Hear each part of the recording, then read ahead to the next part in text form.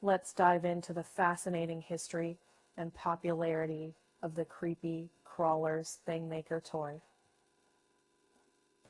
This unique toy took the world by storm back in the 1960s, captivating the imaginations of children everywhere.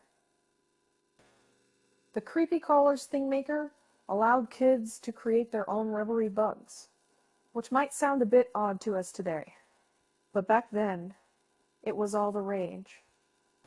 The Creepy Crawlers Thingmaker was produced by Mattel, a company that has been a major player in the toy industry for decades. When it was first introduced, the Creepy Crawlers Thingmaker quickly gained popularity, becoming a must-have item for children all over the United States.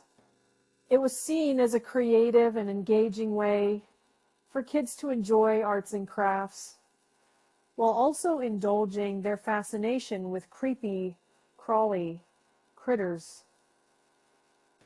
The toy itself was composed of a small, electrically heated oven-like device, where kids could pour a liquid substance called plastigoop into metal molds shaped like various insects and other creepy creatures. Once the plastic goop was heated and solidified, kids could remove their creations from the molds, revealing their very own rubbery bugs. The Creepy Crawlers Thingmaker was not only popular in the United States, but it also gained the following in other countries, such as Canada and the United Kingdom. The success of the Creepy Crawlers Thingmaker even led to the creation of follow-up products and spin-offs, like the Fright Factory, which allowed kids to make spooky masks and other eerie items. However, despite its popularity and success, the Creepy Crawlers Thingmaker had a dark side. The toy's use of heated molds and liquid plastic posed significant dangers to the children who were using it. And as we'll see in our next segment, these dangers would play a key role in raising safety concerns and ultimately leading to the demise of this classic toy. Now that we've covered the history and popularity of the Creepy Crawlers Thingmaker, let's take a closer look at the process of using heated molds and liquid plastic to create these creepy creations, and how this method contributed to the toy's potential dangers. To create these rubbery bugs, children would first choose a metal mold featuring the design of their desired critter. The next step was to pour plastigoop, a liquid plastic mixture, into the mold. Plastigoop came in various colors, allowing kids to customize their creepy crawlers with their favorite hues. Once the mold was filled with plastigoop, it was placed inside the Thingmaker, which essentially functioned as a small, electrically heated oven. The plastigoop would then be heated at temperatures around 300 to 350 degrees Fahrenheit until it solidified. After a few minutes, the mold was removed from the Thingmaker, and the newly formed creepy crawler was left to cool before being taken out of the mold. While this process might sound like a fun and creative activity for children, it also posed some serious risks. And, well, let's just say that 300 degrees Fahrenheit is no joke. The Thingmaker's high temperatures and the use of metal molds made it very easy for kids to accidentally burn themselves. Touching the hot mold or the plastigoop could result in painful burns, and there was also a risk of injury from the heated electrical components inside the Thingmaker itself. Additionally, the plastigoop contained chemicals that, when heated, could release potentially harmful fumes. While the risks associated with these fumes are unclear, it's safe to say that they added another layer of danger to an already hazardous toy. In the next segment, we'll explore the numerous reported burns and injuries sustained by children using the Creepy Crawlers Thingmaker, and the role these incidents played in raising safety concerns. Moving on, let's delve into the numerous burns and injuries sustained by children using the Creepy Crawler's Thingmaker and how these incidents played a significant role in raising safety concerns. As we've discussed earlier, the toys process of using heated molds and liquid plastic made it highly dangerous for kids. With the Thingmaker's high temperatures and the use of metal molds, there were countless incidents of children accidentally burning themselves. These burns range from minor to severe, with some even requiring medical attention. But it wasn't just burns that were a concern.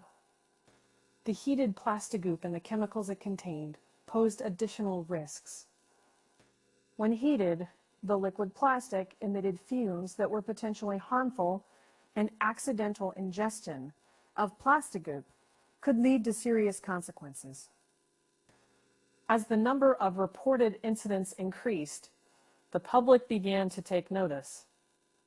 Parents, healthcare professionals, and consumer advocacy groups started to question the safety of the Creepy Crawler's Thingmaker. These concerns ultimately played a crucial role in shaping toy safety regulations and, as we'll discuss in the next segment, the eventual demise of the Creepy Crawler's Thingmaker. These incidents serve as a wake-up call for the toy industry, highlighting the importance of prioritizing safety and regulation to protect children from harm. In the following section, we'll examine the evolution of toy safety regulations and the impact this had on the Creepy Crawler's Thingmaker. Now, let's examine the evolution of toy safety regulations and how these concerns led to the eventual demise of the Creepy Crawler's Thingmaker. In response to the growing number of reported burns and injuries, as well as the increasing public concern over the safety of the Creepy Crawler's Thingmaker, toy safety regulations began to evolve. Government agencies and consumer advocacy groups started to take a closer look at the potential hazards posed by toys like the Thingmaker, and they pushed for stricter regulations to protect children from such dangers. One key piece of legislation that emerged from this period was the 1969 Child Protection and Toy Safety Act in the United States. This act established new safety standards for toys, including those related to flammability, toxic substances, and electrical hazards. As a result, toys like the Creepy Crawler's Thingmaker were put under greater scrutiny, and manufacturers were forced to reevaluate their products to ensure they met these new safety requirements. In the case of the Creepy Crawler's Thingmaker, Mattel eventually decided to discontinue the product, as the risks associated with its use were deemed too great. Mattel, the high temperatures, metal molds, and chemicals in the plastigoop simply could not be reconciled with the evolving safety standards. While the Creepy Crawler's Thingmaker may have disappeared from store shelves, its legacy lived on in the form of safer, more regulated toys. In the years that followed, the toy industry continued to prioritize safety and regulation, learning from the lessons of the Creepy Crawler's Thingmaker and working to prevent similar hazards from affecting children in the future. In the next section, we'll reflect on these lessons and the importance of prioritizing safety and regulation in the toy industry. As we come to the end of our journey exploring the Creepy Crawler's Thingmaker, it's important to reflect on the lessons learned from this case and the significance of prioritizing safety and regulation in the toy industry. The story of the Creepy Crawler's Thingmaker serves as a stark reminder that while toys are meant to entertain and inspire children, they can also pose serious risks if not properly designed and regulated. The numerous burns, injuries, and safety concerns associated with the Thingmaker highlighted the need for stricter regulations and oversight in the toy industry, One of the key lessons learned from the Thingmaker case is the importance of thorough testing and evaluation of toys before they reach the market. By identifying potential hazards and addressing them during the design and manufacturing process, toy companies can significantly reduce the risks associated with their products. Another lesson is the significance of public awareness and advocacy. The outcry from parents, healthcare professionals, and consumer advocacy groups played a crucial role in pushing for stricter toy safety regulations. This collective effort helped to protect children from dangerous toys and ensured that future products would be held to higher safety standards. Lastly, the Creepy Crawlers Thingmaker case underscores the responsibility that toy manufacturers have to prioritize safety over profits. While innovative and engaging toys can be exciting and entertaining, the well-being of the children who use them must always come first. In conclusion, the story of the Creepy Crawlers Thingmaker serves as a valuable lesson for the toy industry and beyond.